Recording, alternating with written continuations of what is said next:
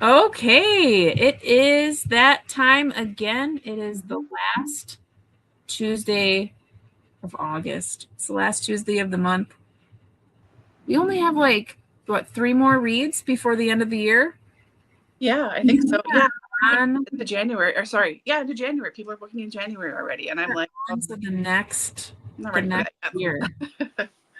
That's crazy. I can't believe it. And I feel like I say this like every time. Like, I can't believe we're already, but it literally, this year has flown by. I am so surprised. Like, I feel like we just were in summer and now it's like it's starting to be fall. And I mean, I know we live in Wisconsin, I know our favorite season.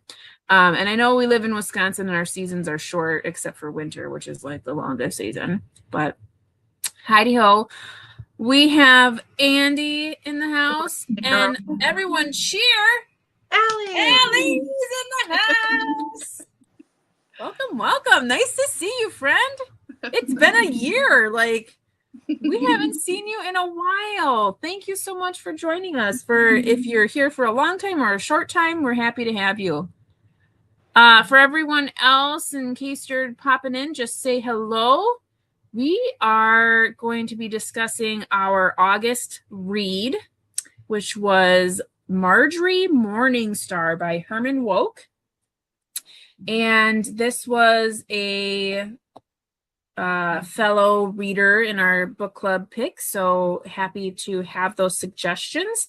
We'll be looking at next year. In the next couple of months, I do believe we'll announce what the theme is for 2027 in our November reading sprints, and then we'll start to collect suggestions, recommendations for 2027 in that time span. We'll give you more information about that at that time. So start thinking of that, or start getting excited at least, because there is going to be another theme. We had a lot of fun with this year's theme, and I feel like it gives us a little bit of direction when we are looking for books. So do keep that in mind. So hopefully you'll be here in November for that. You should be blushing. We are always happy to see you. Delighted when we see your comments. So we're always so happy to have you in our replays, but it's so nice to have you here live. Okay, so before we get into our live discussion, we just want to remind everybody what the September book is. I did post it on our socials and in our Voxer group. If you are not already in our Voxer group, please reach out. We can certainly add you. But the September read is going to be Agatha Christie's Crooked House. So if you are interested in reading that, or you have previously read it, please feel free to join us in September. Our reading sprints are going to be next Tuesday, which I believe is the 1st of the month. And then the live discussion for that will be the last Tuesday of the month, which is the 29th of September. So if you're interested in that, that will be our September read. So, okay, let's get right on into this book. And as per usual, we always start with our rating. So let's get that out of the way. What's your rating of the book? 1 out of 5, 5 being amazing, and maybe some overall thoughts, but not too much, because I know how you feel about this book. Let's keep some of that for our discussion questions. If you can't already tell, Laura and I do discuss books on the sly, and I've heard a handful of thoughts. So we're gonna try to keep our overall thoughts on this query for later, but please indulge us. I'm going to give this a 2, only because it is entirely too long. You could cut 300 pages out of this book, and I probably would have given it a 3, truly, honestly. But there's so much of not quite a lot happening, and I just was like, oh, how many pages are left? And especially when I got to the description in the back of my edition, which I have this edition here, I was on a page 105. And I had the entire summary already checked off. And I was like, there's like 500 pages left. what happens in 500 pages if everything you're telling me about the book has already happened? So this was a struggle for me. I'm also reading several other books that are also very slow, which does not help because there's nothing to escape to where everything is just like, oh, you know. So I'm giving it a 2. It would be a 3 if it was half the size, but it's a 2 because I had such a hard time paying attention. What did you think? Oh. So I just finished this a little over half an hour ago, so it is very fresh for me. And give it a 2.5 on Storygraph and 3 on Goodreads, just because I bump up. And the reason for that is I do feel like it's well written in the sense that it has a lot of good themes. It has a lot of good debatable arguments in it. Like, it has a lot of, for the written and the time era that it's written, for young women, for Jewish people in general, for the time era, the space that it's in, I feel like there are a lot of good discussion points and factors of the book. Hence why I'm gonna give it that 0.5 to bump it up. But I do 100% agree with your assessment of it being a 2-star because it is so long. For this to be kind of a literary fiction novel, to have 4 parts, I think it's 3 or 4 parts, and all those parts be almost identical to one another in their description of her life. She does not even age that much. I mean, it's like what, 2 years, 3 years that she's growing. And I read this book. I read half of this book in 2.5 speed, and I read the second half of this book in 3.35 speed because that's as fast as Audible would let me read it. I was like, why is there so much left to this book? Why is there so much? And nothing felt new. Every time you got to a new chapter, it felt the same.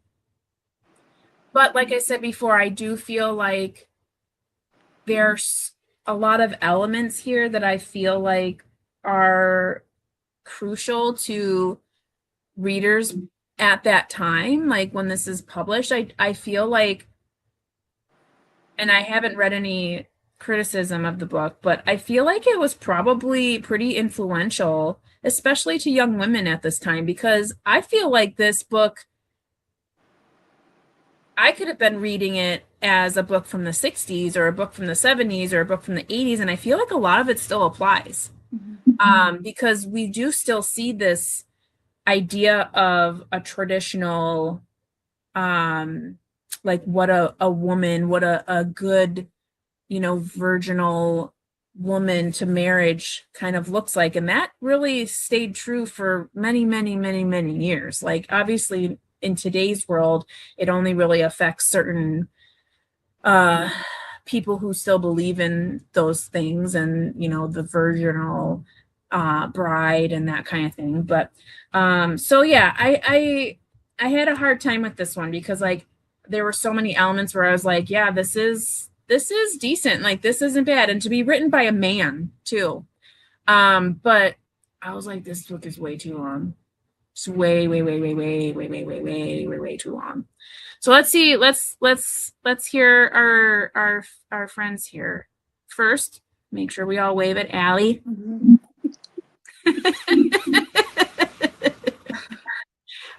2. Yeah. Oh, so don't apologize. It's okay. We're all feeling the same. Yeah. No apologies. Yeah. The same edition. Can't wait to get it out of my mouth. We are doing okay. Yeah, two. Have to remind myself when it was written. Yeah. So it was written in the 40s, and it's referencing the years like 1934 to like 36-ish. So right before like shit hits the fan in Germany. And not to say, but when the US gets involved kind of stuff. I know that stuff's been, I mean, the early 30s through the late 40s is when really a lot of that is going on. And what I'm referring to is the genocide of the Jews in Europe.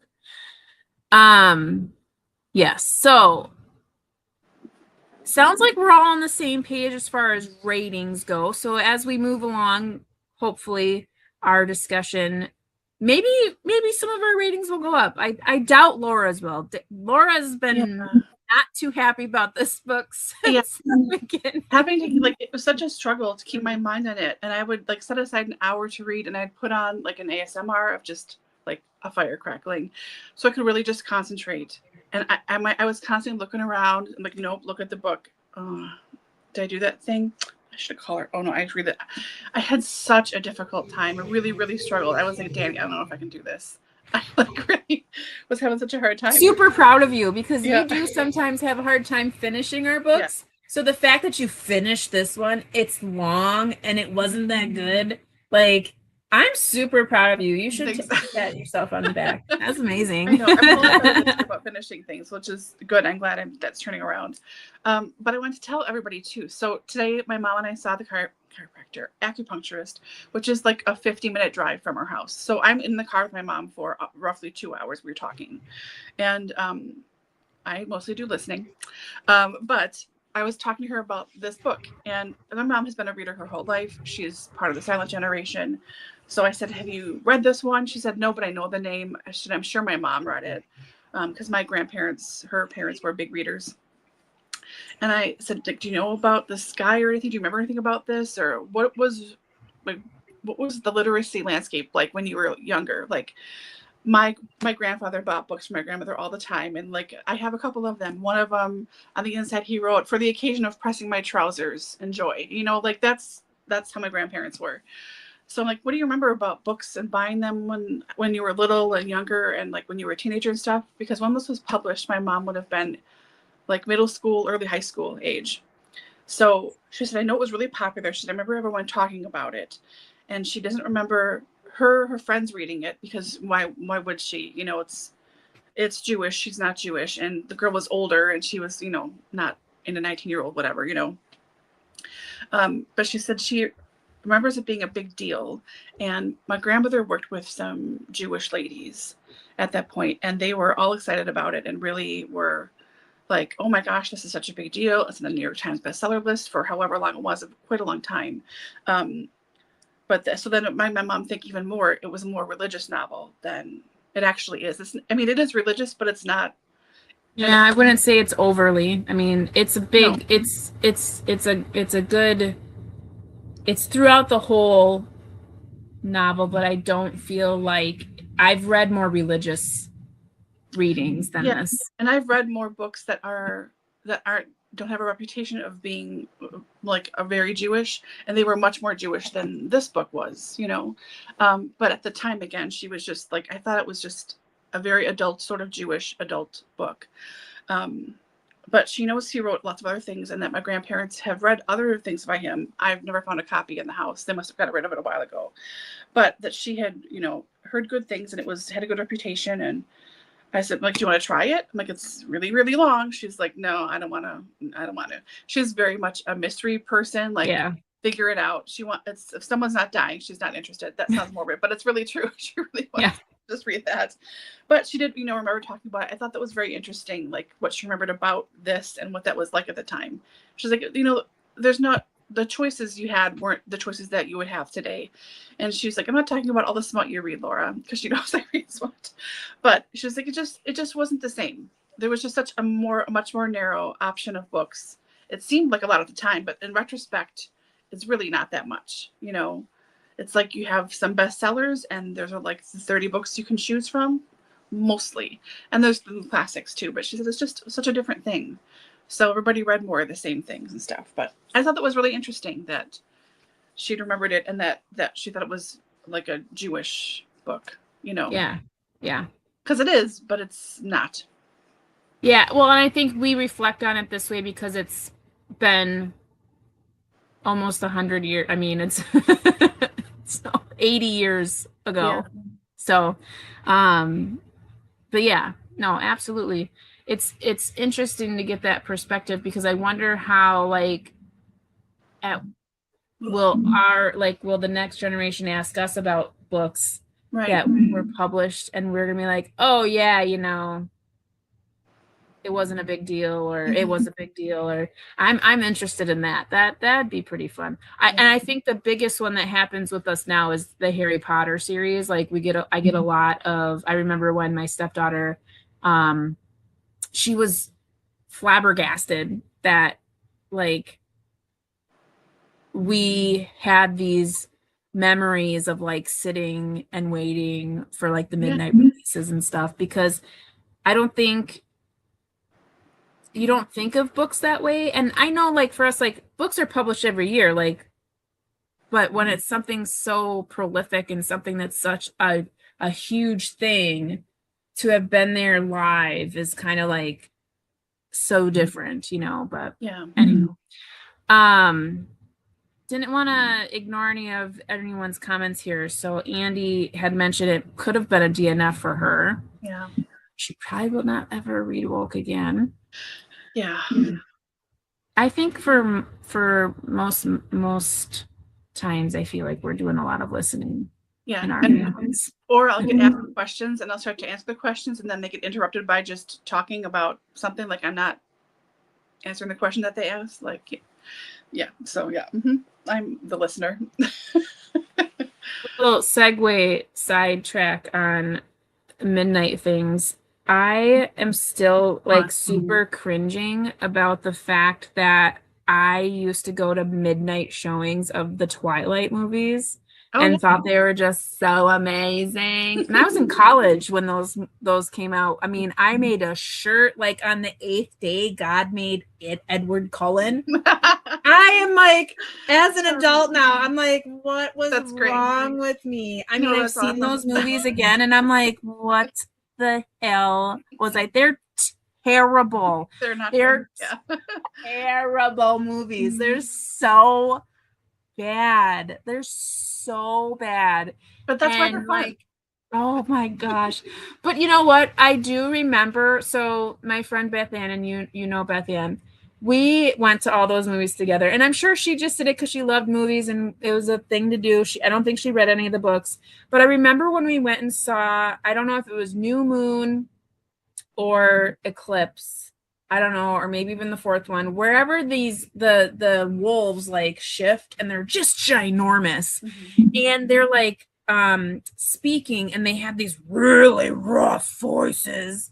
And I just remember like leaning over and I went, there can only be one Highlander. It's like, that's what I felt like was happening. We uproariously laughed because like it's our inside joke, and it's not a laughing moment, by the way. Right. No, it's not. Like that's just what I like felt like it was happening, because they were so bad. The movies were so bad. But like, yeah, that's the fun of it. But anyways, that's the segue. So back to our serious discussion of Marjorie Morningstar. It's more about the identity than the religion. Yeah. The experience of the Jewish immigrants and how they have affected their outlook on the time is embedded in the text. Yeah. Well, and I think that comes forward the most when she is like eating pork, but not eating pork, and kind of trying to explain herself, and like other people. And even for Noel, who is Jewish, but he is presenting himself as not. It's like, what is that experience? What is this Americanized, version of the Jewish community? And you have your traditional, the parents who are really still saturated in their beliefs, and they are trying to, have their children, continue in that. And then you have the children kind of experiencing what life is for, the rest of New York essentially, and what that means for them. And yeah, so I definitely think it is, like you said, it's the experience, the identity. What does that look like? I think also, at least I'm going to speak for most grown adults, we have a basic knowledge of, I would say, most of the big religions. So most of us know the bare bones basics about Judaism. And I don't think that was the case in the 50s. Like, you knew a little, but not unless you knew somebody who was Jewish, which was hard to do, for at least in the Milwaukee area. There is fairly segregated. The Jewish population stayed together pretty much. So I think that helps with some of this tune out. It makes it seem like less Jewish. That sounds so strange to say, just because it's sort of common knowledge. Like, oh, Yeah. eat kosher. They don't eat pork. Well, and I think too, and you could see it from certain characters, the dialogue. There were a lot of like stereotypes and information that was convoluted in its translation. So people didn't, like you said, they didn't really know. They just assumed. And but yeah. Quickly going back to Twilight, unrelated, camp, one friend and her mom were sewing, and they asked if they could put it on to reread for them. So I did listen to it. Nice. Classic admission to me, only read in first, none of the others. I've never seen any Twilight. Yeah, I mean, you're fine to read Twilight, I think. Yeah, I think because they are like Harry Potter was like middle grade to young adult. Like, I mean, I don't think you can consider it young adult because young adult has really become something completely different nowadays. But like middle grade to young readers. And then Twilight was like young adult. So if you were already like past that phase of reading, you like, who cares, right? And I was almost at the cusp because I was in college when Twilight was finishing up or started and finishing. And I remember I skipped a lot of college reading to finish the fourth book of Twilight, and I can't believe like I spent so much time reading them. I have them all still. I won't get rid of them. But yeah, I know. I haven't. So I'm 8 years older than you are. So I was like, just a little bit out of college, and my friend, one of my best friends, Annie, she was working at the college we went to at the time, and like everyone was reading them in college. So then she and all the workers that were there, they're like, well, let's all read these books. So she read the first book and thought it was dumb but totally fun. She's like, you should read it. I was like, yeah, I don't know, I think I'm a little aged out of that. And then the second one came out, and she was like, okay, you have to read these books. And then she bought me the 2 books for my birthday. I was like, okay, I'll read them. And that was like our fun guilty pleasure together. We'd read the books and then go to watch the movies together and like giggle behind our hands at the ridiculousness. But yeah, it was really fun. It was, even though we were too old for it, I don't care. Like, whatever, Just had yeah. I think Laura would sometimes say the same. Yep. Yeah, no, it wasn't that I like was doing it out of spite. It was more like I want to read this more. I was like DNFing college reading because I was like, I want to read Twilight. Virginia Woolf, you wait. Yeah.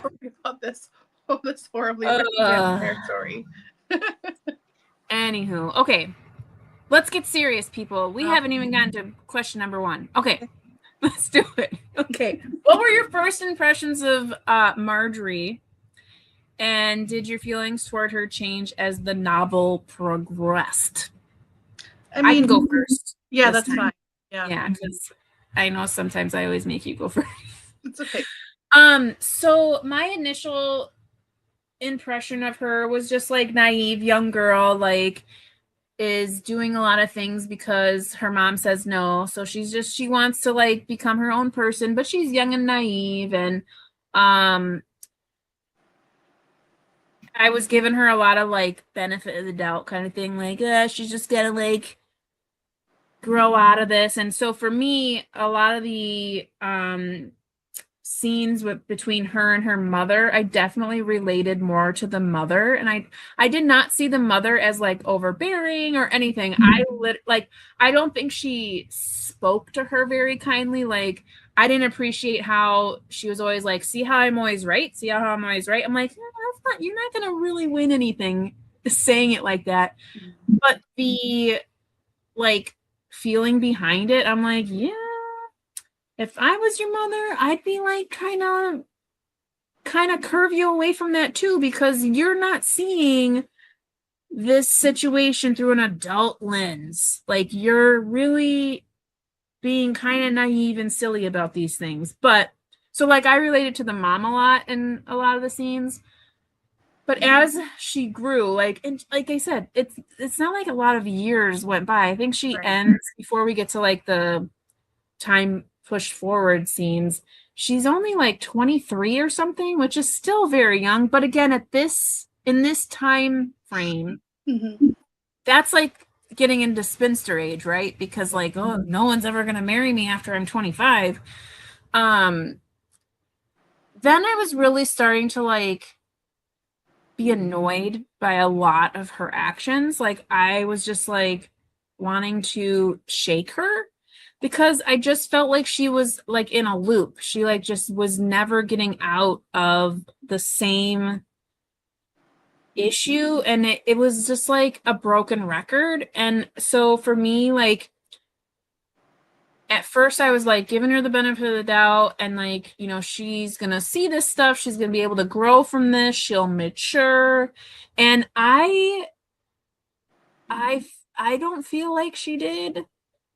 So like my feelings for her were kind of just like meh. I just was like, fine, whatever, like you clearly just whatever, do what you want, because you're just not, you're not thinking clearly, and I'm just over this book. So that's how I felt about Marjorie.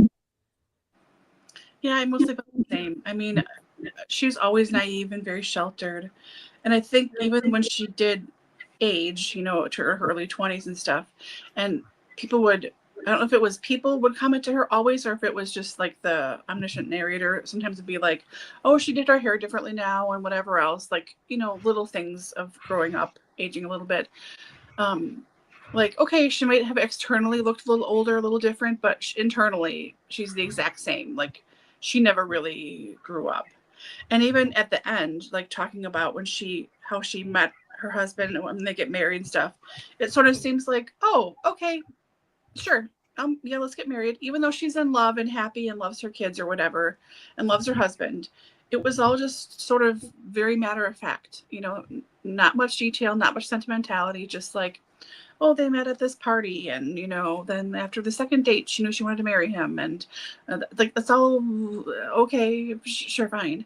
It was very After the book being so effing long, yeah, for that to be like, I don't know what it came out in page wise, but I was just like, wait, what?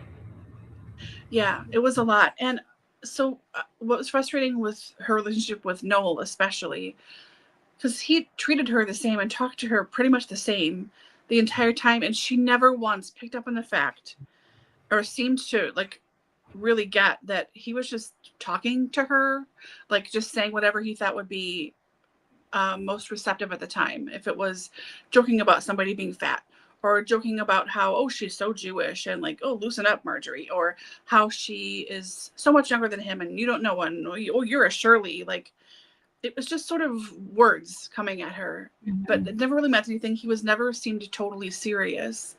And it was like, oh, come on, girl. Like, it's been years now of this, of you like following him around, and you're not like, what, come on here. Like, snap out of it. He's not the best thing. He's like 31 and you're 19. Like, yeah. Again, I know it's different times too, but it was sort of like, that's like a yellow flag, you know, like, be cautious here. And yeah, it was just frustrating. Just very frustrating. Yeah. I want to check in with our group here. It looks like we have a new member joining us tonight. Tammy, It sounds like Tammy and Andy did a buddy read. Nice. Yes. Tammy, what'd you think of this? Yeah. Sounds like Andy feels like she's immature. Just immature. Yeah, but that's why we like it when you're here. It's fun. Yay, everyone wave.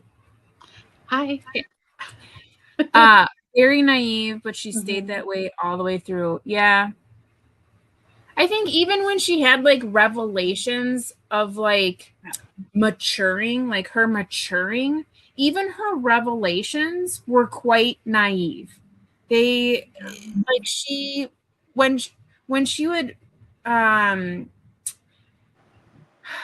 to think of an example, but there were certain things that she would recognize that were probably not great about Noel, but then she would like give an excuse that would like track it back to her and how she's like, oh, well, I'm just going to make sure that I make that better. Or I don't have to worry about that because he'll marry me in the end.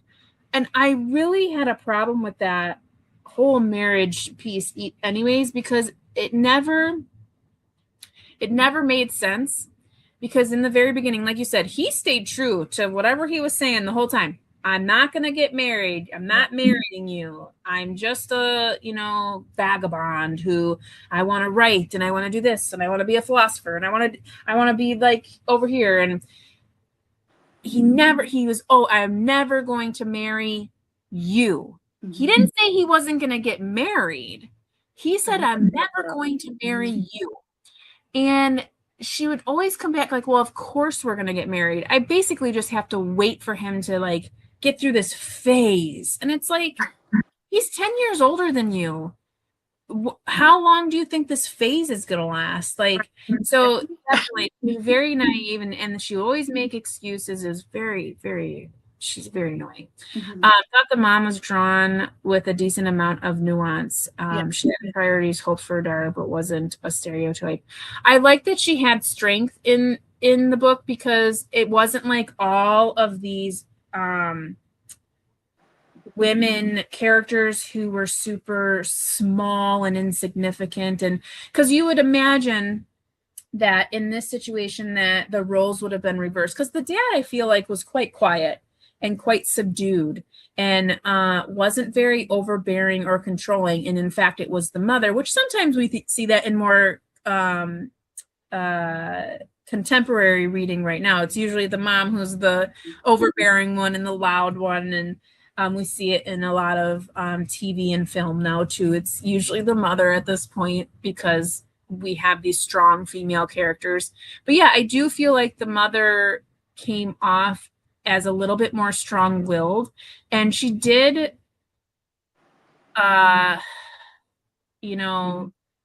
what's the word I'm looking for, like she pulled some stunts, like getting the uncle to work at the camp, and she did certain things to try to undermine Marjorie's plans. And even though the intentions are good, like, is that really something you should do? Maybe not, but I liked the mom, to be honest. I was like, you go, like, this kid does not know what she is doing. So, like, I liked that she was, kind of manipulating certain situations. But I also I didn't like, she still was like, her narrow idea was a good Jewish boy who has a good family that is going to be able to care for her daughter, because that's really like, that's the thought, is like women basically are in the home until they're married, and then they make babies and they help those babies, if they're women, get married and have homes. You know what I mean? Like, so it's like trying to continue the female requirement of just basically being a procreator, anywho. Tammy. Yeah, we all we didn't either. did the rating in the beginning, and then we talked about Twilight for a little bit. So you didn't miss anything there, but we're all on the same page. We all pretty much gave it like 2 stars. So you're right on the money. Yeah, you're good. You're good. Kind of moving on, we kind of just touched on this now. What role does Marjorie's family play in shaping her ambitions and insecurities? I think we kind of touched on that. I think, I mean, doing a lot of things just not so much out of spite, but just like to like prove them wrong. Like, I'm not going to do this. I'm going to be an actress. And then, I'm not going to get married. I'm going to be an independent woman. And especially when she was trying to make all that money to get to Paris, she really was like, I'm going to do this on my own. I'm not going to ask them for anything. Like, I'm going to literally work myself into the ground to try to get this money. Right. Which I think in the beginning when she was like going to camp and she was trying to make sure that she wasn't asking her parents for money, I was like, oh, that's admirable. Like, she's trying to make it on her own. She's not trying to be a burden, doing the things that she's trying to do for herself that they don't really necessarily agree with. Like, why are you going to this camp for being an actor or whatever? Because like, that's not really the path that we see for you. But like, okay, if you're going to do it, and then, okay, so they don't have to pay anything. So there's the trade-off. But when she's like literally making herself sick to try to make this money, I was just like, okay, I'm kind of over this. Like, yeah, now you're borderline like obsessive. Like, this is not healthy. And you're not even recognizing that you are literally saving up what is like a year's worth of, like it's a lot of money, and you're gonna just blow it on chasing a man to a continent that is literally like in a wartime.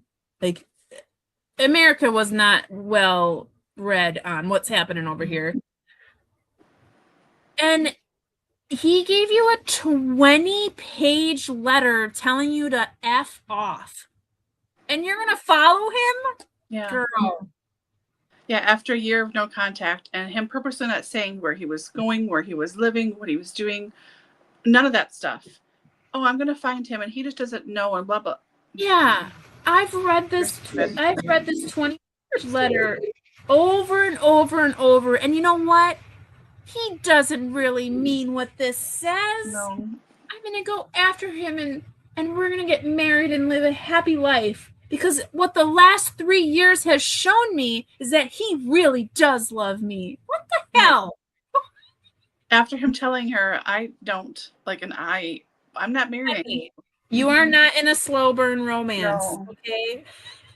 No. I mean, I like her family. I liked her parents. I appreciate that. Like you said, her mom especially is trying to point out and be like, okay, but this is what I'm seeing. Or like, it looks like this. Are you sure you're not doing this? Because it looks like that's what you're doing. And then she go, okay, like, fine. But they were always there for her and like willing to support her and help her. Yeah. So they were just like a solid foundation that it feels like pretty much chose to ignore. Or when her mom tried to do stuff for her and make her do things, she would just do them out of spite, or do the reverse out of spite, just because I'm a grown up and I know what I'm doing. And it's like, sure, Jan, okay, that's a nice story. No, you don't, but sure. So yeah.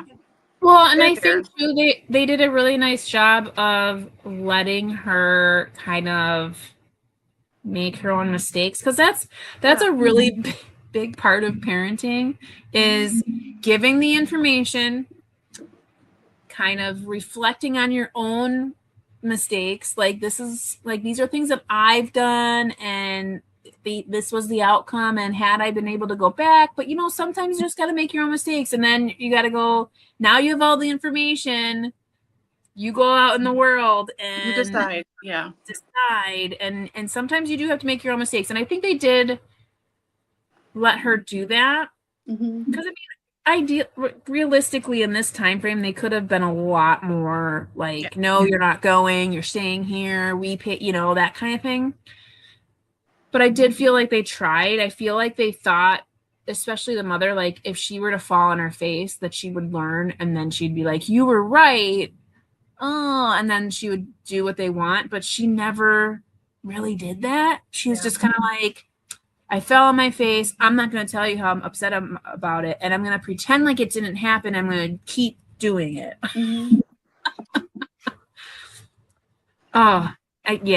She was something else. And we don't have a specific question on this, but it just popped in my head. because there's a lot of description of her regarding herself as a pretty girl. Like, I'm good looking. I still can catch a guy. So it was like she was using her beauty as like a what's the word I'm looking for? Like, it was like, I can keep doing this as long as I'm still good looking, because until I'm no longer good looking, I'm not gonna be able to catch a husband. So, you know what I mean? Like, that was the end goal, was that marriage. The marriage is the end goal. Like, I can still do this acting stuff. I can still do what I want to do. I can still have fun. I can enjoy Noel. I can do all these things as long as I have my beauty, because as soon as that starts to decay, then I'm in serious trouble.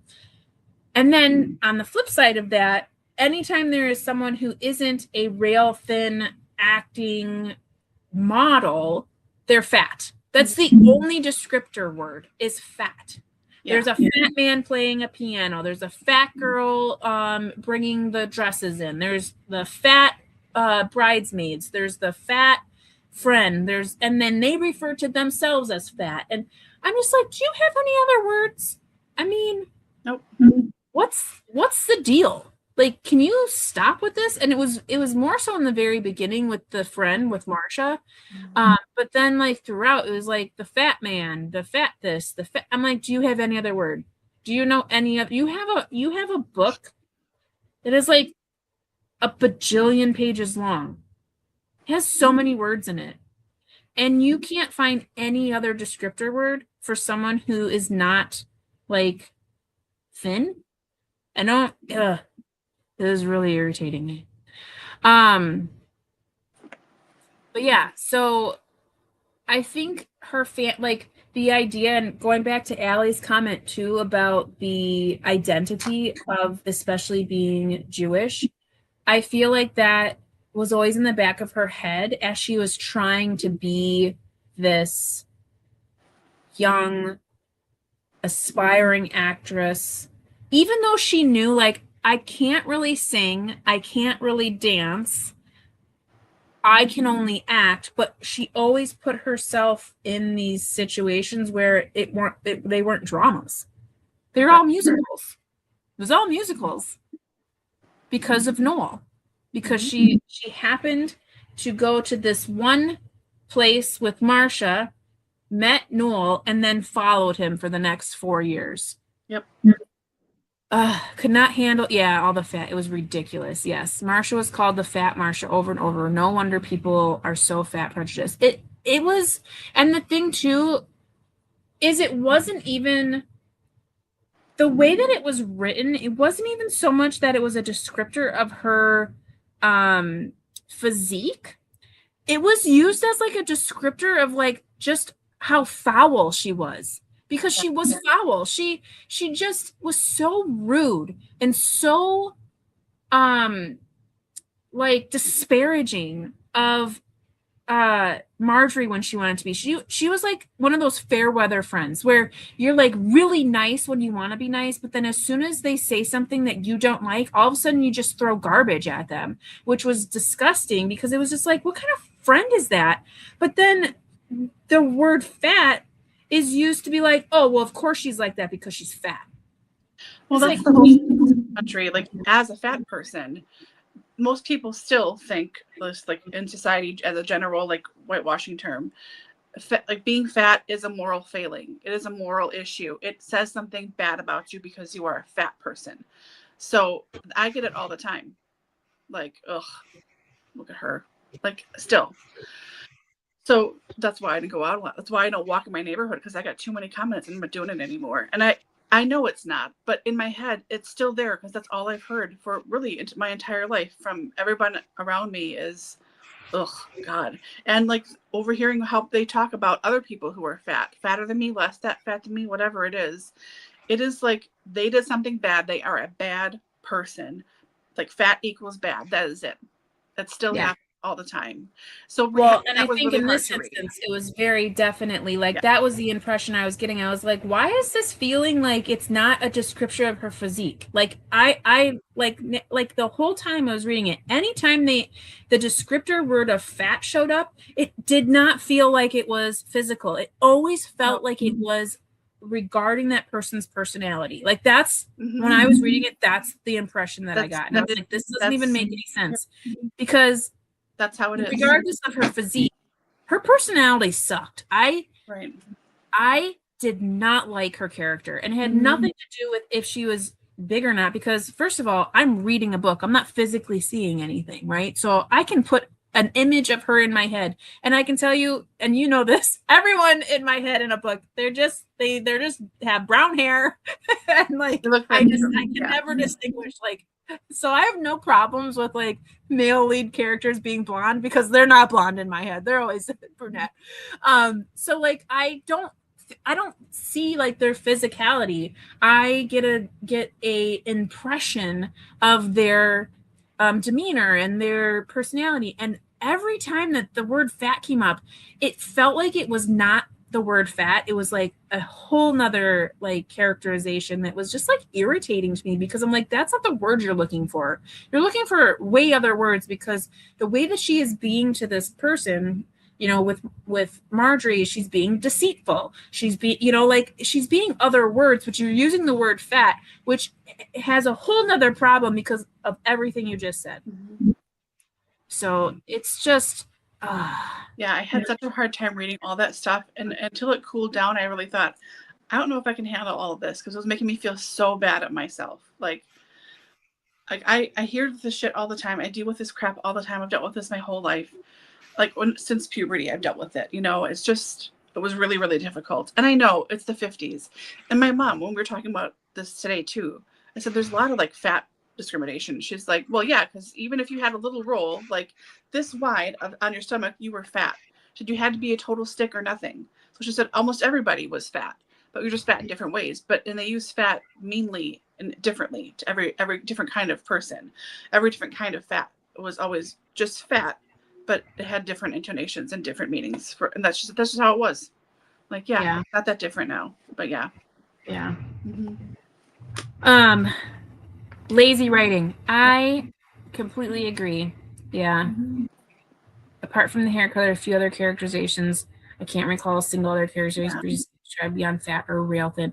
Yeah, I think, and the other one too was every time about Wally is his long nose, which I feel like that is a descriptor of certain people as well, is how big your nose is, because of certain heritages having certain, you know, characteristics. But yeah, the fat, and it was like constant through the whole book. It was like, why are you physically describing all of the fat people, but then everyone else it's like a brief characterization, and it's usually about what they're wearing. Like, so for Noel, it's always like his tweed or his camelback, whatever, in his hat. And then most of the men, it's always like how stylish they are. Of course. And for women, it's their beauty. Unless they're fat, then it's just their fat. Right. So yeah, it's like, yeah, definitely. Yep.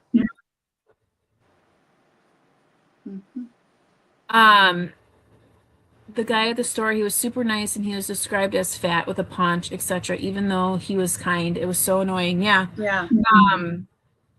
And the way that the uncle is described too, because he eats a lot, so he's like, and we find too that it's not so much because he's hungry. It's like he doesn't want to be wasteful, right? But even he's like described, and they're like kind of like ashamed of him in a sense, like when they tell him to stop eating, or the lady literally like almost faints because, oh my gosh, how much more is he gonna eat? And it's like, who cares? Just like, okay.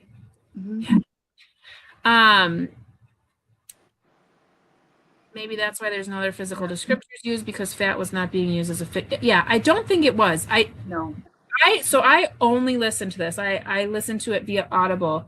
So I did not see the words on the page.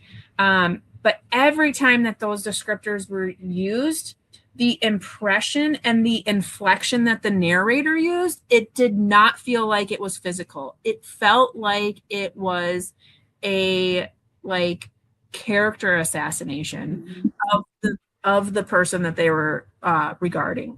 It was bizarre. I've never read a book where I felt like the word used over and over again did not mean what it actually was. It was really just, yeah.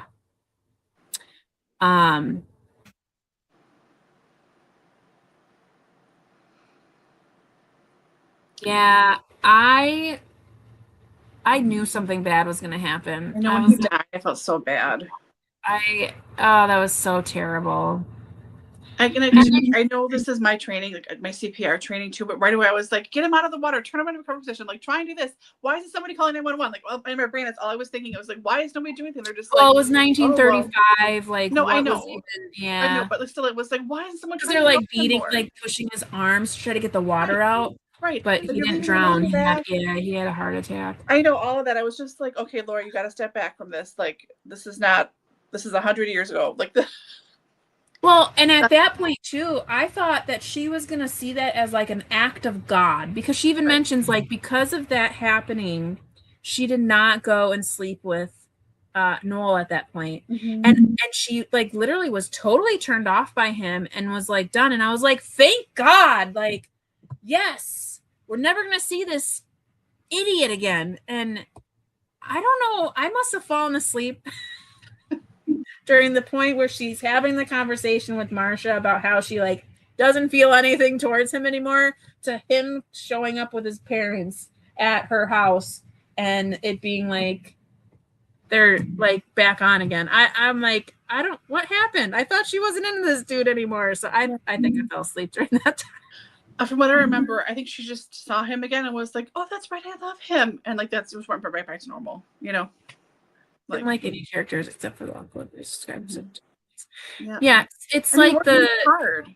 When he was supposed to be at some other table during the bar mitzvah, and he came, and then it found out that he was sitting at the table with the owner of the place that he was working, and then he's like, "Oh, I should leave," and that was so like, yeah, it's kind of like crappy. The family member you try to like not have people see, like, yeah, that was sad, and he was so nice and like.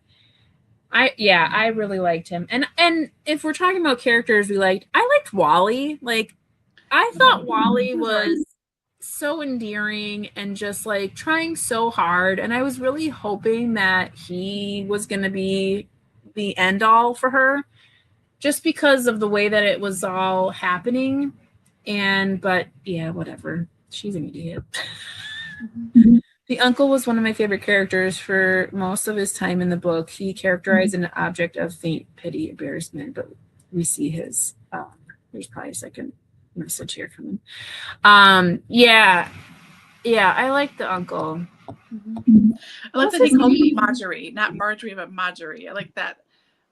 I was very family of me. Like, I was like, oh yeah, you can tell he really cares for her. Like, I know that was his accent too. That's just how he said her name. But that sort of made my heart a little warmer every time he said her name. Like, oh, Marjorie, you know. Oh yeah. The narrator that I listened to, and I don't know, Andy, I know you usually listen to the audiobook too. I don't know if it was the same narrator for you, but I felt like the narrator did a really good job. Like, there was certain inflections and stuff. There was certain accents for certain characters. I think they did a really great job. The uncle character sounded like what I would expect for the uncle. Wish that people would be happy and make the best of a situation. Yeah, and it's the Seder. At the same, yeah, that Marjorie he wasn't just the humor but the heart. Okay, that's true. Yeah, but that's where I feel like he kind of like started to get a little bit crappy towards her after that too, like.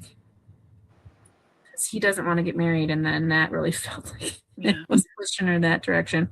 He definitely had the biggest heart. Yeah, you read and listened. Yeah, I felt like it was good. Moving along here. we've been doing this already, but you know how we go. So let's talk about Noel. No, thank Yay. you. What was your initial reaction to him? Did your opinion of Noel change over the course of the novel? Nope, still a big jerk. So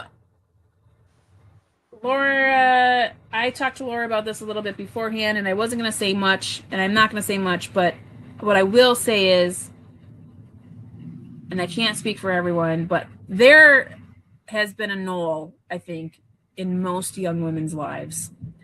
I know for me specifically, reading his character and reading the reactions and responses of Marjorie during this time, it made me think a lot about certain things that I have had in my life, or certain interactions I have had with specific people. And I'm just like, oh my God, this is me. Like, this has happened to me. I had a Noel in my life, and like she's me and I hate her. And it's like, I think sometimes we have to go through these things. And for me, my Noel, yeah, he's lonely and old. And I cherish that, because I think to myself, yeah, when you're a Noel, you should end up like that. So it makes me happy to know in my situation that my life turned out just fine. And when you act like you're the best thing since sliced bread, and you don't give people the proper time of day, or you don't like the whole, like, someone's not good enough for you until like you have all these certain things in your life that you want to achieve, or you want them to achieve, or you have these, requirements and aspirate, like, you will end up alone. So for me, at least, I feel good about my Noel situation. I wonder how Marjorie feels about her Noel situation, because Wally kind of mentions in his like last chapter that when he mentions Noel, there wasn't really any spark or anything from her. But at the same time, I feel like his interpretation of Marjorie at this point, which is only 15 years later, so she's like, what, in her maybe 40s? And she looks like she's in her 60s. And she doesn't really remember anything. Really? It's been 15 years. You don't remember anything? You don't remember how cruel you were to Wally? And you don't remember your whole escapade of following Noel to Paris? Like, you don't remember all of these things? Like, I feel like she's like copping out to a lot of things that she doesn't want to take responsibility for, but whatever. Yeah, hated him all the time. Yeah. Yeah, he was kind of a rat. Like, he was a playa. Yes, ma'am. I was telling Laura this. What, in the chapters where we see them at that camp, I was like, this is Dirty Dancing.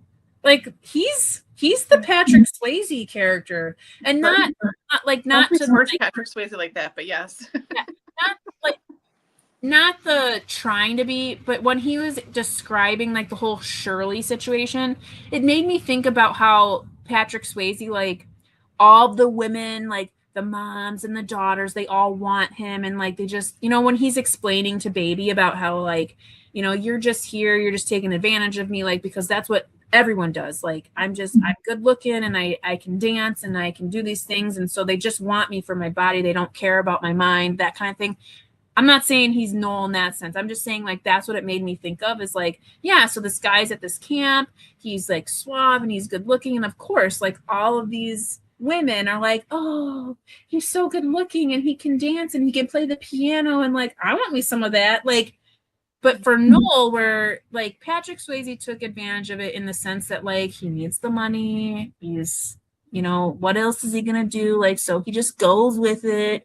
Whereas Noel, like, leans into it, like, and then he gets this ego that is like, I'm not gonna marry you because you're just Shirley. You're like, like, go suck a duck, dude. You're man. Ugh. Yeah, we get to talk about yeah, run as fast as you can from Knowles. Yeah, I know. Ugh. Despicable is a good word. So pretentious, selfish, full of himself. You got it. So judgmental of others. But what did he really accomplish himself? And Wally was the one that picked it up like immediately. Like when he got turned down by Marjorie, and he was like, he's 30. He hasn't accomplished anything.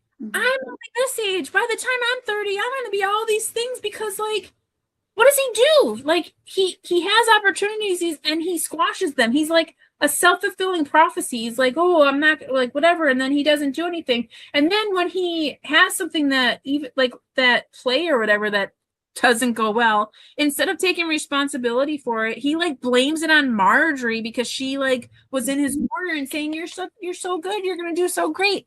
Oh, so the people who try to lift you up when your stuff goes bad, it's their fault? Like, oh, he was hated when he went on and on about Shirley's. Oh my gosh, it was forever. It was forever. Yeah. Oh my gosh. I know. When he started talking about Shirley, and I could just see the Shirley thing, and I kept looking, and it was like pages of, and I'm like, he's still talking about this.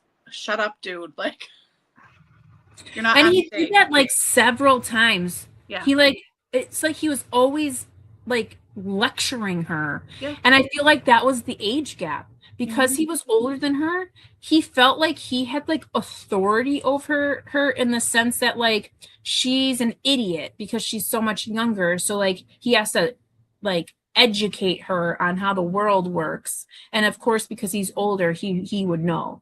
Right. And like Allie says here too, like in his mind, he's just being honest.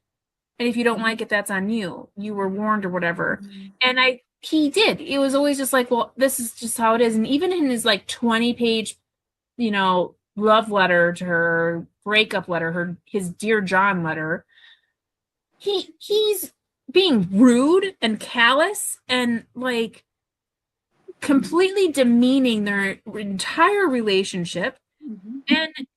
But he's just being honest. He's letting her go and just being honest about it because frankly, that's how he feels. And if she can't see his honest feelings, well, then that's on her. And like to have then reread his letter when he was then sober and write a little like postscript of like, so I was drunk when I wrote this, but after reading it, it's pretty on par. So, and like, dude, you're sick. Like, you need to go and jump off your boat because, yeah. Yeah. Yep. Sorry, my thing keeps popping up. But what they don't say is the goalpost never stays still. So you can't ever win. Absolutely. Yeah, mansplaining. That's exactly what it is. Yeah, he was something else. He didn't change at all. Nope. I was happy that he wasn't successful because I was like, what's going to happen? Is he going to be all successful and then use an abuser? But the fact that he just wasn't, yeah, he just. Do you think that they're compatible? Like, or were they just attracted to, like, because they are, the whole opposites attract?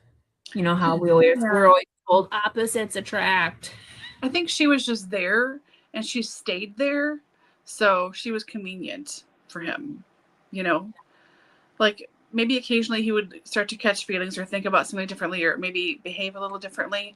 And as soon as he was either by himself or like turned around or whatever, he'd be like, wait a second. No, I'm not doing that. Never mind. Like she just was there and Marjorie was a ding dong. So like, yeah. I think initially because they had the similar interests in, musical theater and stuff, like that's what draws you. And when someone's attractive and they're older, you have, and I'm speaking from Marjorie's point of view, like there's an attraction there because it's something like new and different, and because they're older, you in your mind you think that they are more worldly. They understand what maybe love and passion is more, and that's what you want to experience, so you're more attracted to that. But from my own experience with Knowles, it's an ego thing. It is an ego thing. When you have a younger woman, a younger attractive woman who is essentially hanging on to your coattails, telling you how amazing you are and how much they love you and want to be with you and want to marry you and have your babies and all these So things. supportive, yeah.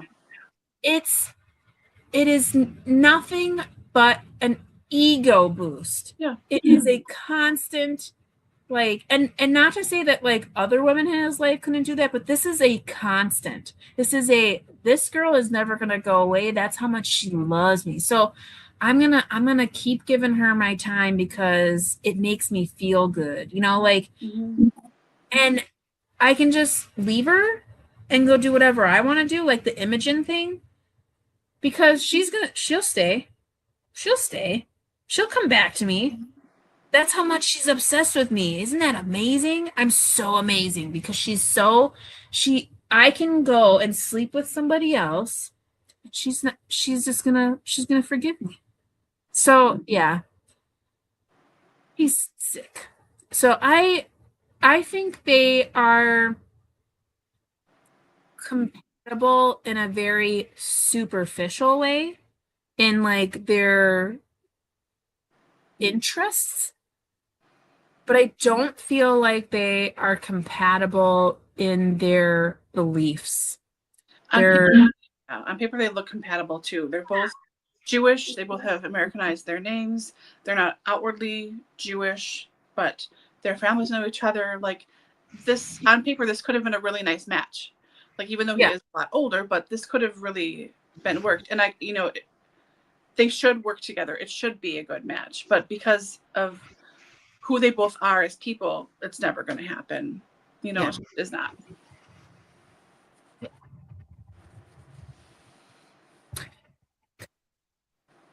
Segueing into kind of what you just mentioned, do you think that the novel endorses that traditional domestic life? Does it challenge it? Or do you think it's just like showing potential paths? Like, because we saw a couple of different characters. We heard of different characters, getting married. We heard several characters who got married several times, What do you think it says about? I feel like the author was trying to make it seem more current and more with it. Like you don't have to get married and you can do all these other things. But really, everyone reverts back to marriage and kids. So it's like he's trying to be like, look, kids, I'm a cool cat, but really, no, you're not. Like, Yeah, you're just a regular dude, So not really. I mean, like, oh yeah, I can try this thing, and oh, Marjorie's gonna go do this thing and be this big actress. She's not. Like, nope. She got married and had kids as soon as she forgot about Noel or whatever. mm-hmm. So yeah, just traditional, pretty much. Not wanting to ignore this comment here. She was attracted to his potential, and he was attracted to her beauty and innocence. Absolutely. Mm-hmm. Absolutely. I think that was one of the things that I was questioning when I started the book, because you very clearly, when you're walking into the book, you know that this is going to be about a girl seeking a man to marry. But is she going to, I felt like it was a question of, is she going to choose a career of this acting, and that's going to be her path, and she's not going to get married? Or is she going to choose the path of finding a man and marrying them in this traditional sense of she's graduated school and now she gets married and has children? And the problem that I had with that, or the piece that didn't make sense to me, is when you started to get into the story and you started to have her speak on the topic, her end all was always marriage. It was never anything different. So that was confusing to me because I felt like that was contradictory to her ambition. Because she was still always like, well, of course we're gonna get married. So the piece of her withholding on the sexual aspect, which I felt is hard for a woman, because I think especially during this time, and this time up through the 80s, really, the 70s maybe. I mean, being a virgin at marriage, that's like number one you should be, like overall, that was like the rule, right? And so I felt like that was really rough on her because she had that idea in her mind that that was important, but I feel like she also was just like, the sex shouldn't be the ultimate factor of us having a romantic relationship. And it was very much for him. Like, and I feel like as a woman myself, I can speak to the fact that that's usually the number one factor of most men, and they're wanting to be in a relationship with you. And it's okay. I mean, obviously we live in a very different world, a very different generation, and I don't think that it is important for a woman to be a virgin at marriage, unless that is her, like, unless that is her choice, not based on like, oh, well, I was taught that, based on her own like choices of her body and her choices. If she wants to wait and only have those relations with the person that she's going to marry, then that's her choice. But I don't think that it's like a must-have. I don't think, regardless of your religion, your whatever, I don't think that is important. I think that someone's sexual desires, sexual wants, needs, whatever, is their choice. I believe you should wait until you're an adult. Like, I do believe in that. But I think whatever you do in your privacy and as long as it's between two consensual people who are like not under any duress, not, under the influence of anything, and they choose to do what they want to do in their own time, great. So for me, with her wanting to keep that virginity, I guess, or I don't know if it was so much virginity, it is because of the time frame, but he was so like, oh, well, you need to have an affair. And like the point of like, she can't act properly until she's had sex because she won't have those feel. I was like, y'all are stupid. Mm-hmm. Like, it reminds me of middle school when you're in health class and the teacher's like, and don't let them say that, the ejaculation can clear up your acne. And I'm like, yeah, it's like one of those things, like where they just make up something stupid and they tell girls this who are like naive because they're young, and then they believe that crap. It's like that, like, oh, you don't know how to act on stage unless you're sleeping with the director. Like, you know what I mean? Like, it infuriates me. Like, why we are not a matriarchal society is so completely unnerving, because it anywho, we're not talking about that today. Mm-hmm. I just felt confused, and it's probably because it's a male writer. I was really hoping she was going to hold out for someone other than Noel. I was hoping that she would be able to express herself when she did, but that whole situation felt so terrible because she had already decided before she even went back in the room that she was not interested in doing it. She did not want to do it. And then she did it anyways because she felt like she couldn't back out anymore. And I felt so terrible for her in that situation. And I completely understood the situation because I think many of us has been in situations like that before where like you feel like you've gone too far, you've said too much, and now it's like you can't back out. But I would be hard pressed to always tell my daughter in the future, like, you have every right to, up until the point, to say no. And so that situation was really sad for the character because I was just like, oh man. I mean, and even if it were to have happened after that, great for her, like, but to have just felt better about it, to just have felt more like, I don't know. I really didn't feel like she really wanted to do it in that instance. And I felt bad for her. I didn't feel like that was great. I can't tell if Wouk is challenging the traditional belief system or reinforcing them. Marjorie ends up exactly where else didn't. Yeah, I thought the ending was super weird. And especially because the character who she meets at the wedding, who's completely infatuated with her, by the way, and then becomes her husband, had she just gone with him, she would never have had the affair with Noel. Mm-hmm. Because it's that instance that she could have either left with her future husband and had all that experience with him. Like she said, she fell in love with him like after 2 dates and was like, I'm gonna marry this man.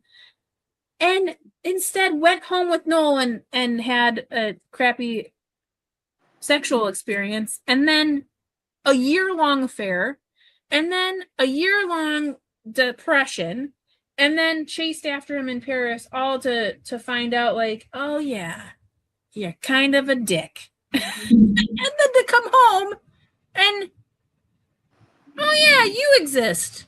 Sure, I'll go out with you. Let's get married.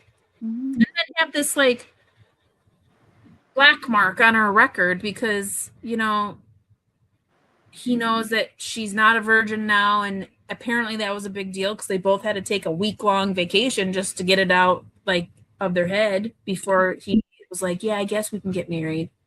I'm just not going to talk about it.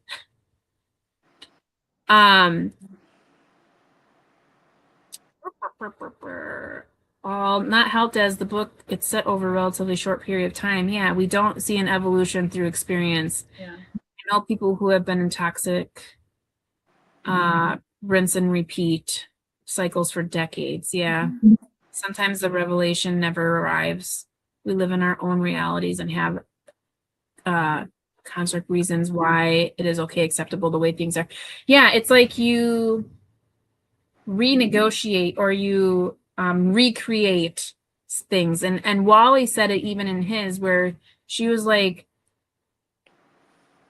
what's the word? It's like retelling history. She was rewriting it. Like, he would say something, she's like, oh, that didn't happen. As a reader, I know it happened. Wally knows it happened. Mm-hmm. It's only been 15 years, Marjorie. You know it happened. You're just not taking responsibility for it. But yeah, just rewriting the past. Totally agree. Yeah, it was hard. Yeah. Yeah. The internet says the book is one of Wouk's most beloved. Well, yeah. Laura, you were saying someone rereads this every year because it's like their favorite. I think that was on Storygraph. I was trying to read some reviews to try and get my head around, like, do people even like this book? Am I reading this wrong? Am I missing something? Like, and someone was like, I reread this every year. This is my comfort book. And I was like, how? Well, this is not, no. Please read another book. Like, literally any book. Because, what? Such a toxic relationship through the whole thing. But I saw that last month too with Valley of the Dolls. Lots of people review that every single year. They love Valley of the Dolls, and I didn't get that. I like Valley of the Dolls. I know, you did too. But it's the same thing. I wouldn't reread it though. Like, I'm good. One read's enough. I know, it was like 2 books in a year. I felt the same way about it. Like, I was mystified. Like, why would no? I don't know. You know what I mean? So it's like, okay, well, apparently I just don't get it, and that's okay. I cannot get things. Not everything is for me, and that's fine. Yeah. But I think for me, because like I've been in a situation like this, like all of it like really rung true and like was like really too close to home for me in some respects. And being able to reflect on it, like a lot of this, for me at least, happened like over 20 years ago. So it's like, okay, so like I was in my early 20s, same age as her, and you literally are so blinded by what you think could happen. Well, and if I could just be like this, and this could happen. And if I do this, and this, he'll see me this way. And then like when you have these gaps, like when they leave and they're gone and then you happen to see them, then it's not just a coincidence that you see them. It's like fate. It's, oh, the stars aligned. Of course he's here and I'm here. And that means, and then of course, because the ego, they give you some more line to hang yourself, and then you're like, oh, well, they wanted to spend that time with me. So that means that they must still love me. And, like you make up all these things in your head because depending on how you feel internally, like how well is your self-esteem? Like, what have other relationships been like? And I mean, for me, like I said, this is too close to, because I mean, for me, the same is, it happened. It was like a 5-year, like rinse and repeat, like Allie said. And it was, I mean, I had other relationships in between, but it was like a never ending cycle. Every time you would come and interact with this person, it was like it would just start all over again. Right. So for me, I was like, I totally get this. I don't agree with any of this, because obviously I am of the lens of like looking back, and I have reflected and I have grown and I have matured, but none of that happened for her. And it would have been nice to have half of this book been the actual situation and the other half of her being older and have matured. But like Allie said, there's no time frame. It was 3 years of her life. She didn't have enough time to reflect. She didn't have enough time to grow. She didn't have enough time to mature. So we never see if she actually matures from him. I feel like she came, because she was getting gray hair, she was like, I better get married soon. And so she came back from this trip because he was just doing his same speeches and crap when she saw him in Paris, and she saw the Tom Jones, and she was just like, oh, there's like more to the world than Noel, whatever his last name is. And then sees Milton and goes, oh yeah, this guy liked me. I got gray hair now. I can't really act. And I got nothing else in my life going on, so I better jump on this real quick. That's how I read it. So, yeah. I'm not trying to miss anyone's comments. I apologize. For sure not reading any of his others. Yeah, right. This might be the worst book of the year. Oh. Yeah. Perhaps should read. Yeah, maybe that would be better. Yeah. Mm-hmm. There's a book called He's Just Not That. Okay. I read it after a woman wrote a book. Marjorie really needed that book. Okay, so segue. She did need that book for sure. Segue. So I had a very good best friend when I was in college, and she had a brother. And her brother was very into me. I was not into him at all. But I also had low self-esteem and did not think I was ever going to meet anybody. And so I was like, okay, I'll date your brother. So we went on a few dates, and I was like, no, I don't like this guy.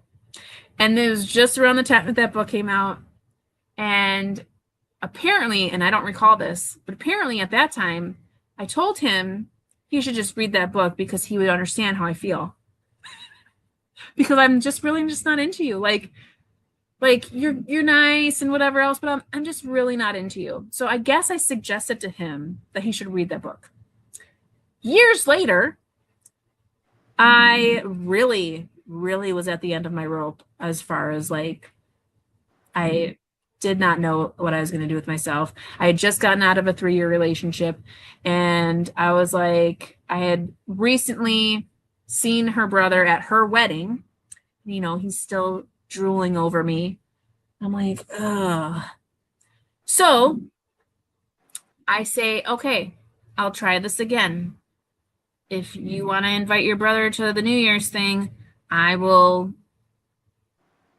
try and see if we want to date. So we dated again. And I fucking hated it. Excuse my language. It was the freaking worst. We even moved in together. And it was making me sick to be in his presence. He would like, and not TMI, but like he would reach out to me and I would be physically like, I would say, no, thank you. I was physically like grossed out by even being in the same area as him. And so when I broke up with him, because he mentioned like it, because here's the problem a lot with him. He treated you like you were like one of his sisters. And I was like, I'm not your sister. You can't make jokes at me. You can't tell me my butt looks big. You can't, like, you're treating me like I'm a sibling, and it's gross. It's grossing me out. And he was shorter than me. And he was like, I don't feel like he was that attractive. I'm not trying to be a jerk, but I was not attracted to him at all. But he even brought up in one of our dates, like, you know, the last time we dated, you told me to read I'm Just Not That Into You. And I was like, I never did that. And then like we fought about the fact if I did it or not, which I don't remember if I did. So when I broke up with him the second time, I gave him the book because I had it on my shelf. And I was like, here, in case you didn't read it the first time, here's this book.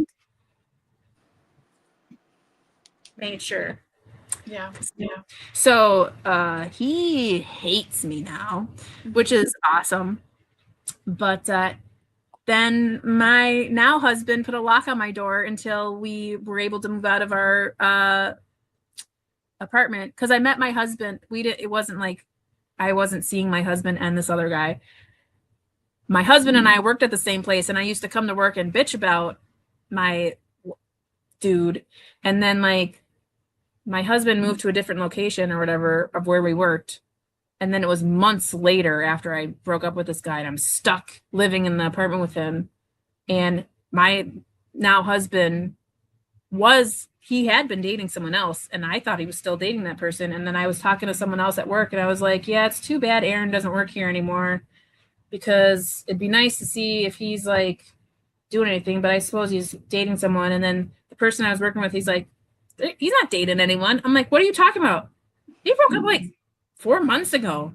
I'm like, what are you talking about? I broke up like 4 months ago. Like, I could have been like, and then she was able to send my husband a message like, hey, you know, Daddy is available. And then I got a text message not too far after that. And the rest is history. But yeah, I used that book twice, apparently, to break up with the same person. Yeah. I still like throw up in my mouth a little bit anytime I think about that. I spent like, I think we were like officially like together for like 6 months, and it literally physically makes me ill to think about it. It's disgusting. Like that's why I feel like I can relate to Marjorie in a sense, because you blind yourself to things because you think like, I have to get married, I have to have babies, I have to do these things because there are all these other outside elements. So even though this is written in the 30s, I think this traditional domestic whatever is still a very big part of a lot of women's lives, because we're always told like our biological clocks are ticking, and especially if you're, you know, hetero, in the sense that you're going to, you know, have children, you know, it's a big deal. So I don't sit away. Oops. What was I? Yeah, I wanted that too. What's that? I was just for Andy's comment. I wanted that for her too. It's like, especially after she was at Paris. Like, come on, lady. Yeah. Come on, get it. Pay attention. It's when if I just did this, was like this, then it would be great. They would be happy, it becomes your career. Then it's the compromise is actually controlling and coercive. Yeah. Yep.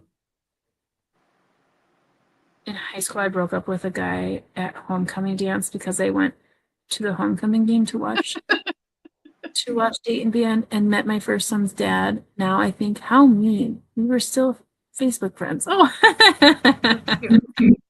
you know, isn't that high school though? Like the things we do. I was dating a guy, like I wouldn't consider it dating. Like I think I was 15, but like, you know, you're a girlfriend, boyfriend with this Eagle Scout who I didn't even like. Again, I didn't even like, but it's like that's what you're supposed to do. You're supposed to like try to have like a boyfriend, you're, you know, whatever. And at the time, like the big thing I think was for guys to give you something to wear, and like that would represent like you're his girlfriend. Mm-hmm. So this guy had given me his watch, and we worked at the same restaurant, right? And I remember I was like, I really don't like this guy, and I don't want to have to go to this dance with him because like I don't really want anyone to know like that, because I don't like him. I'm not interested in this anymore. And like, but no one teaches you like respectful ways to like talk to people at that age. So I remember I just gave my watch to my friend who also knew him. And I said, can you just give this back to him and say like, I don't want to see him anymore. That's how I broke up with that guy. But again, I don't feel like it's like really breaking up because like we never did any, like we never held hands. We never, nothing like, yeah. Worked at the same place, so we happened to see each other. I think we shared fries once, and he gave me his watch to wear. And then I was like, oh, it's serious because I have his watch now. Mm-hmm. I don't feel right. I don't like it. I don't like it. As much as I'd like to look back on relationship dating lessons, there's quite a bit of cringe. Yeah. It's all cringe.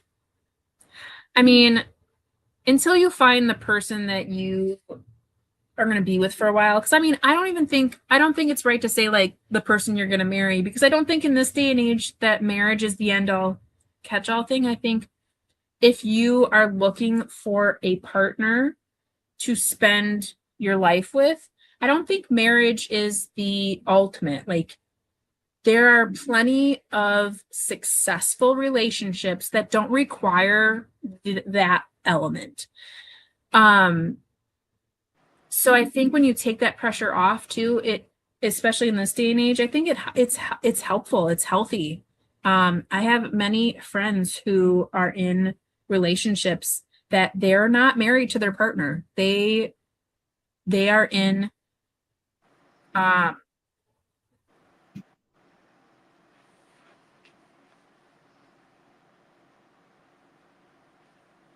don't know, committed relationships. Like they're not seeking out other people, but getting married doesn't like mean that either. It just means like when you're with your partner and you say like we're committed, then there you go. You don't need to get married. If you want to, that's great. Perfect. But I don't think it's like in this book's time frame, obviously if you're going to be with somebody, because even when she was with him, she never stayed the night. Like, that was this whole thing. Like, I have to wake up to a woman. It's here's another expectation. You know, he's just making all these rules. So I don't know.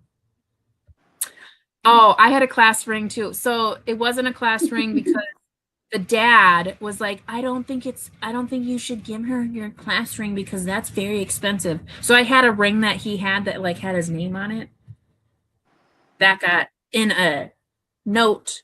If you remember, we used to fold up our notes into like shapes.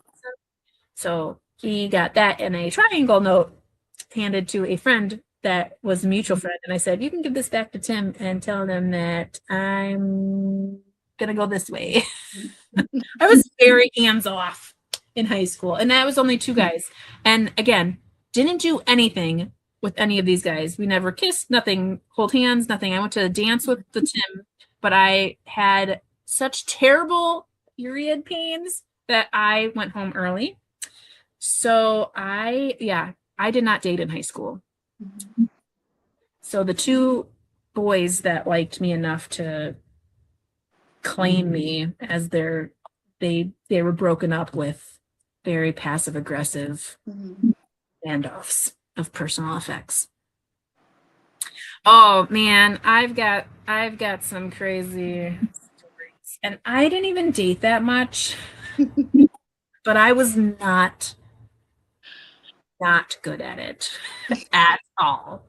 All of my stories are insane. So until my husband, and even my husband, I mean, we had a good dating experience. Obviously, we went to the end. I mean, not the end, obviously. Our story just began. But everything's always got to be interesting with me. I don't know. Anyways, back to the important things. Let's see. We are already way past our hour mark. So I'm going to maybe skip some of these because we have talked about some of them, but let's do this fun one. We may have already talked about this too, but who annoyed you the most? Everybody. Except for the uncle didn't annoy me. Everybody annoyed me. Yeah. Wally a little less, Mom a little less, but everyone else just annoyed. I literally could not stand Marcia, the friend. And not because of what the author tried to do with the fat descriptor, but I could not stand how explosive she was against Marjorie. Every time Marjorie would like say something critical towards something that was happening or something towards her, and Marjorie, I don't feel like Marjorie was ever being cruel or mean to her. She was just being as a friend, you would say certain things like an observation or whatever. And every time she did that, she would just like switch and she would just be completely vile towards her. Like on her wedding day, how she's like, I wasn't going to tell you this, but I invited Noel and I can't believe you. I was like, you're a terrible friend because you are you're putting more of this in her head of like why she should chase after this guy, because why wouldn't she? Like, he's a catch. He is not a catch. He is not a catch. And you're like putting this on her and telling her what a horrible person she is for letting him go, and you just can't. I was like, you are not a good friend. You are a terrible friend. And she only really ever even reached out to Marcia when she wanted something. She was a fair weather friend. I could not stand her. She was the worst. Yeah. Mm-hmm. I liked the dad. I liked the mom. I liked Wally. I liked the uncle. Greach, what a criminal. Like, having all those people work there for free, basically. Like, oh. And then I was sad when he went away. Another camp, and they're doing the same thing except worse. Like, terrible. That's terrible. Mm-hmm. Yeah. Yeah. Yeah. Initially, it was like when you first meet her, she's just like a little bit boisterous and whatever, and you're like, oh, okay, this will probably be good because it'll crack Marjorie out of her shell, and she'll see, a little bit more. And at first, Marcia seems like really encouraging of Marjorie's talent. And then you get to meet her parents, and her parents are lovely. Like, they're just so sweet and so nice. And it's like a unit. Yeah. And you can tell that Marcia loves them and wants to be helpful towards them, and she's appreciative of her education. But then she has these moments where she's just a jerk. Yeah. Yeah, he was dreadful. Yes, that's the word. And he almost has like this redeeming moment when he pays for the uncle's funeral stuff. But at the same time, I'm like, does that make up for all of the other stuff? Like, I'm not quite No. sure. Yeah. No, but it was one notch in the good column. Yeah. Yeah. If we're keeping track. Mm-hmm. Ugh.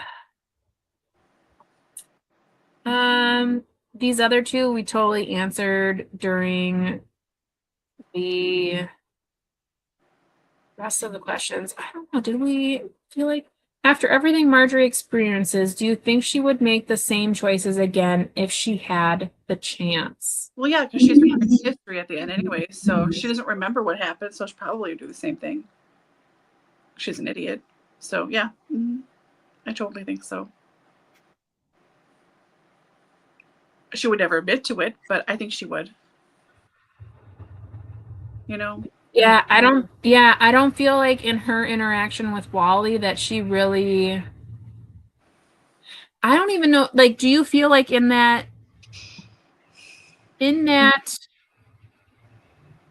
letter that or his journal entry, do you think that she's even content with her life? Like, she seems happy with her children, she seems content with the husband, but like for me, it felt like she was kind of forlorn. Like she's just sitting on the porch. She's completely gray. She looks like, and not that that can be helped. Like, people sometimes turn gray before what we think you should, I think it's very prominent in Irish heritage for women to have their hair turn white quite early on. At least that's been my experience with people that I know. So like that's whatever, but like I think it's more than just the hair. Like he feels like I feel like he gives descriptions of her like demeanor. She's drinking quite a bit. Like, is she happy with her life, do you think? No, not at all. I think if Noel came strutting around, she would leap at the chance to follow him still. Like, she wanted to take her kids along, but I think she would still. Like, I think she just never kind of got over that. Like, in a deep level, like, that's still carrying it around. Like, if he would show up again, say, hey, Marjorie, I think that she would be like, oh, okay. Like, that hurt her a lot, and she wanted it to be different. And this is her life, and it's fine, and, like, she loves parts of it, but deep down, I don't think, no. I think she would follow Noel in a heartbeat if he showed up. And so she's depressed, and of course she's drinking, and yeah, all that stuff. Yeah. Just going back one tick here, the guy did two nice things, and not for his character, yeah. And not that it's excuse for Marcia, but I think she was frustrated that Marjorie got all the things. Well, yeah, and I think that's the idea that Wouk wants to give is like, okay, so the fat girl is upset because the pretty girl gets all the things. That's what he's, yeah. And then she has to like settle for this lawyer, which she did technically end up getting a lot. I mean, she got what she was looking for. She has wealth now. Her parents are set up, but I mean, I don't really feel like we get an idea of what she actually wants, other than supporting her parents, which she did get. Yeah. I don't know. Oh, Andy. I think she was unhappy. She's drinking a lot. Yeah, I think she was unhappy as well. I think she succumbed to the expectation of finding a nice Jewish boy. And even though it's like, because it was like a quick paragraph. Oh, we went out for 2 dates and I knew I was going to marry him. It just, we clicked. And I'm like, no, you didn't, because you would have felt that way when you first met him, because he was charming. He was showing how interested he was of you. He remembered you from 3 years ago when you danced at some random thing. Like, that should have been endeared. That should have caught you right there. It's like, oh wow, like, that's so kind of you. I don't recall that, but wow. And instead you see Noel and you're like, this is my chance. I'm gonna laugh at this guy's jokes so Noel notices me. Life did not turn out as expected. No, she did not become an actress. Well, and even I just recall, she didn't even remember that she was trying to go by Marjorie Morningstar. Right. Are you serious?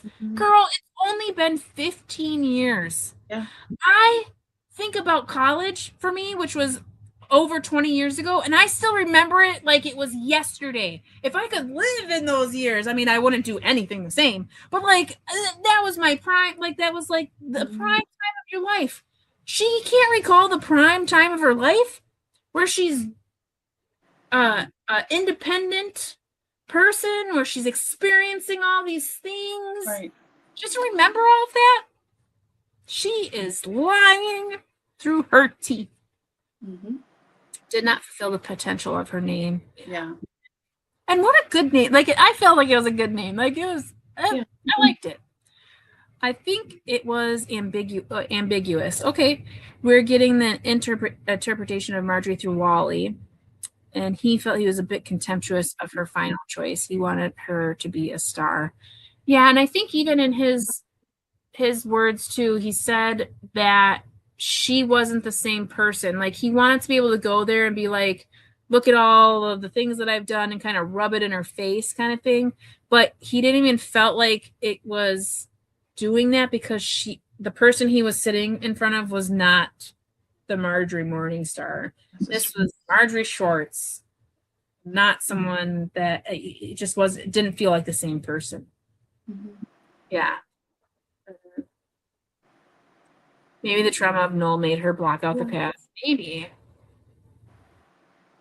Yeah, she. Say like she should take responsibility and accountability for it, but like everything you do molds you, right? All the decisions and choices that you make is what molds your personality. It helps you decide and make your own decisions as you continue through life. But looking at her through this lens, this Wally's lens, it feels like she's at the end of her life. Mm-hmm. Even though she's in her, like, it's not the end of her life.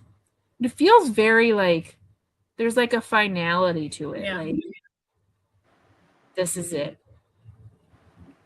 Which is, it's kind of lackluster. It's kind of,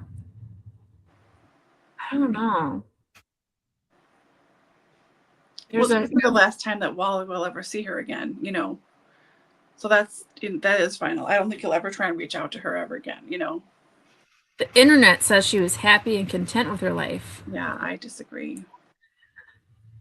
I don't feel like that at all. I think surface I feel like that was the case. She would have had like a pitcher of lemonade, not highballs, like, and not to say that alcohol means like if you're drinking a lot of alcohol that you're like, I'm not trying to say that because I care for a cocktail every once in a while, but like the way it was described, it very much felt like she was drowning herself in it, like trying to forget or trying to have a different sensation. In a negative way. It didn't feel, I don't know, that's not the impression I got, but yeah,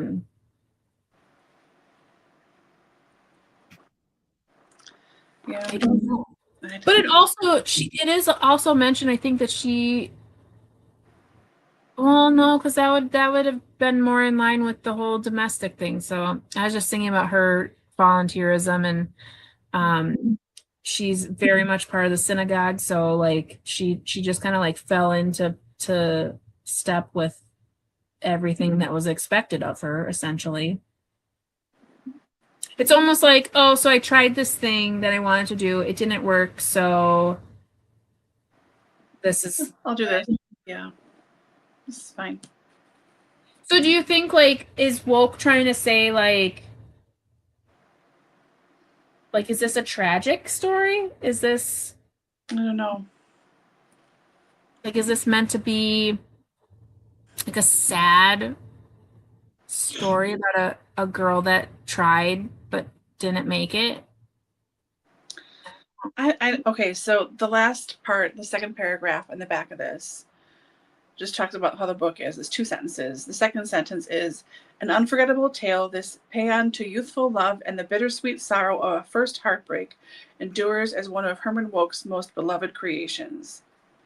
So we're supposed to think this is some sort of like ode to this love story. Yeah, which I'm sorry. No, sir, no. I don't know. It's a classic love story that spans 2 continents and 2 decades in the life of its heroine. Okay. Classic love story. Classic idiots. Immaturity. Maybe. Did you? Maybe it's just me. I didn't really feel like she actually loved Noel. No, but she thought she did. Yes, but I don't feel like I even felt that from her. And even when Noel said it, because he said it a lot. We love each other. Of course we love each other. Of course I love you. The passion, the this, the that. And I was like, you're just saying words. Yep. I don't see love.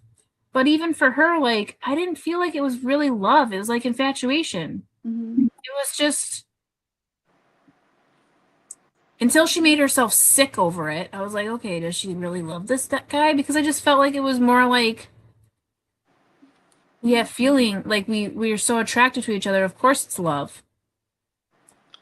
People just throw that word around so often. I don't know. The lens those people saw the book through, yeah. I think that we all have unrealized dreams and regrets in life. Did she achieve everything she dreamed? No. Is her life a failure because of it? I don't think it's a love story by any means. Yeah, I don't think it is either. No. Definitely don't think it is. I don't think her life is a failure because, I mean, what do you have to compare to, right? Like, Right. I think that's a hard criticism for people when they think about their life to, like, at the end of it be like, it was a failure.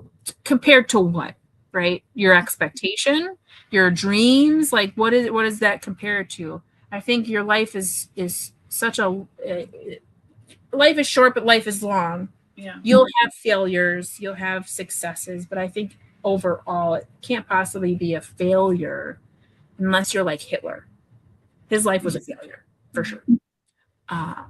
There's people like that. Yes, those people. But in general, most people, you have your ups and downs, that kind of thing. Yeah, classic love story. I beg to differ. Yeah, I would not call this a love story. No, that would never occur to me. Oh, we read a lot of romance, and yes, I do not call this a love story. I Even know. in the contemporary sense, like the literary fiction where it's meant to be like the classic love story, I would not call it a love story. Same as like I would not call East of Eden a love story. Like Catherine was crazy. I mean, yeah, if there was a list of descriptors and you had to like match up like on a test, connect the words that describe this to a title, I would never ever connect love story to this book ever. No, it feels more like a coming of age. Yeah. Coming of age story because she's embarking on adulthood. Yeah. She's experiencing independence. She's experiencing what it means to be a woman. She's experiencing men and what that means to her. She is also seeing life through the lens of other people who think differently from her. So I definitely think this is more like a coming of age in the sense of like that young adulthood more than it is a love story. Like I would not consider this a love story. Hell no.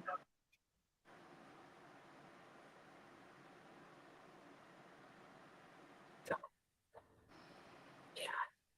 Well, I mean, we're at the 2-hour mark pretty much. So I think we're going to kind of try to wrap this up because I'm sure y'all have lots of other important things you want to get to tonight. But thank you from the bottom of my heart for everyone being here. I love the conversation and it's so nice to have multiple points of view. So sorry that the book wasn't one of our favorites, but it's nice to have a conversation. And if we all really liked it, it would probably have gone a way different direction. But considering we're done with it, You can put it in a free little library or take it somewhere else. Remember that for September, we are reading Crooked House by Agatha Christie. The reading sprints for that will be next week, Tuesday, which is the 1st. And then the live discussion will be the last Tuesday of the month, which is the 29th. So if you're interested in joining us there. And next week, we will provide the next 3 choices for October. And we'll get a poll out on that. And then in November, we will discuss or share what we're going to be doing for 2027. Believe it or not, we're already thinking about 2027. So thank you all again for being here. It was fun, and it was so nice to have a new face chatting with us. Thanks. So thank you for joining us, Tammy. And yeah, I think we'll call it a night. Yeah. Yes. Hopefully it'll be good. I know it's a standalone, right? Mhm. Yeah, perfect. Okay. Well, bye, friends. We'll see you next week then. Thanks. Have a good night. Good night. Happy Wednesday, Allie.